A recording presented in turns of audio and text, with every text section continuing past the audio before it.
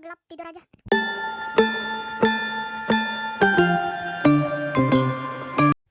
Pernahkah kalian mendapatkan tugas atau permasalahan seperti ini? Jadi kalian ingin menginputkan sesuatu untuk menampilkan data tertentu. Contohnya seperti ini. Saya ingin memasukkan nomor RCV untuk menampilkan data obat sesuai dengan nomor RCV yang saya terima. Nah, ini adalah nomor RCV dan ini adalah nama obat. Jika pernah, maka ikuti terus video ini. Halo semuanya, kembali lagi bersama saya. Hari ini kita akan membuat, atau agenda kita hari ini adalah menampilkan data tertentu dengan inputan berupa drop-down. Di langkah pertama yang kita buat adalah kita buat drop-down dulu. Drop-down yang kita inginkan, yang dimana akan menjadi acuan kita untuk menampilkan datanya nanti. Ini saya sudah buat drop-down. Nah, ini adalah drop-down yang saya buat. Kenapa saya di sini ada select from? Karena saya menampilkan data dari tabel RCV ini untuk masuk ke dalam drop-down. Jadi kalau misalkan kalian tidak membutuhkan tabel lain untuk menampilkan data, kalian bisa tulis secara manual optionnya. Jangan lupa seperti biasa, kita berikan ID pada selectnya dengan nama sesuai yang kalian butuhkan. Di sini nggak harus ID RCV ya. Ini sesuai dengan yang kalian butuhkan aja. Ini nanti akan digunakan di JavaScript. Nah, selanjutnya kita buat JavaScript seperti ini. Nah, saya jelaskan dulu. Functionnya ini terserah kalian. Ya, var ID RCV ini adalah kita mengambil nilai dari select yang kita buat tadi. Namanya harus sesuai dengan ID di select yang kita buat tadi. Nah, kemudian kalian buat script Ajax yang akan memanggil list PO yang ada di file invoice supplier di controller kalian. Kemudian datanya yang akan kita oper ke invoice suppliernya ini adalah ID RCV. Nah, kemudian kalian ketikkan saja list seperti ini. Oh ya, karena kita akan menampilkannya pada tampilan yang berbeda, maka kita harus membuat form lagi. Nah, ini adalah form pertama. Karena saya di sini akan menampilkannya di form kedua, makanya saya membuat dua form di sini.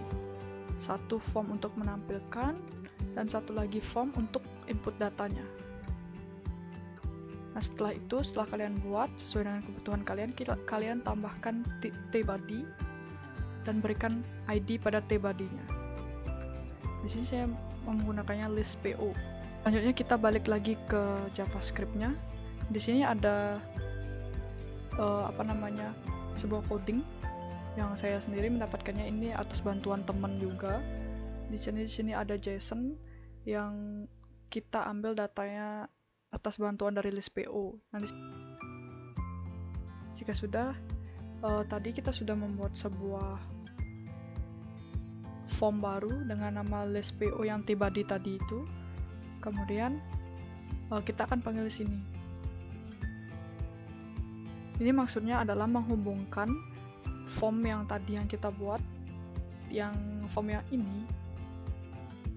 ini dengan isi tabel dengan data yang kita select ini. Jadi nanti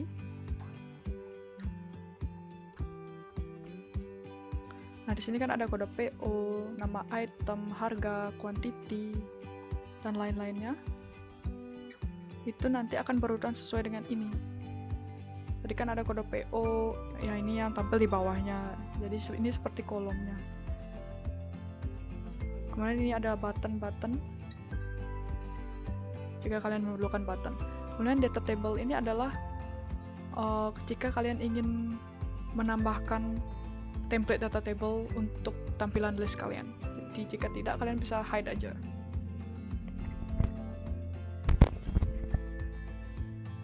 Dengan save, kita menuju ke controller. Nah, karena tadi kita buat namanya sini adalah list PO, maka harus sama Di sini fungsinya kita buat dengan list PO. Kemudian kita deklarasikan ID RCP-nya. Karena kita mau ngoper data di sini ya, ID RCP yang kita oper ke controller invoice supplier F. Di sini kita deklarasikan. Kemudian kita buat select query-nya. Karena saya ingin menampilkan data dari tabel lain berdasarkan ID RCP-nya. Jadi saya deklarasikan dulu ada ID RCP-nya, kemudian saya select dengan where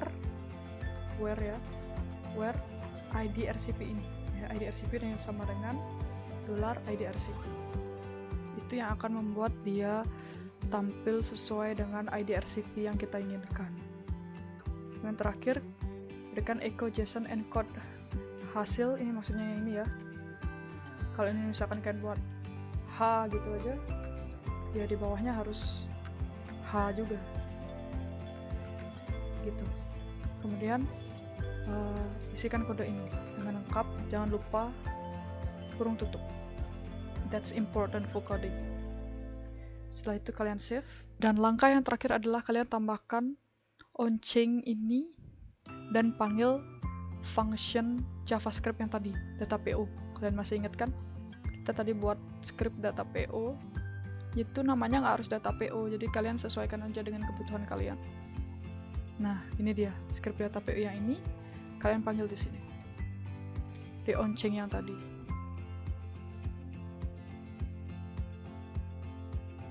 Ketika sudah dimasukkan, kalian save. Kemudian jalankan aplikasinya. Kita coba. Nah, keluar. Itu dia yang bisa saya sampaikan. Terima kasih banyak telah menonton dan semoga bermanfaat. Sampai jumpa.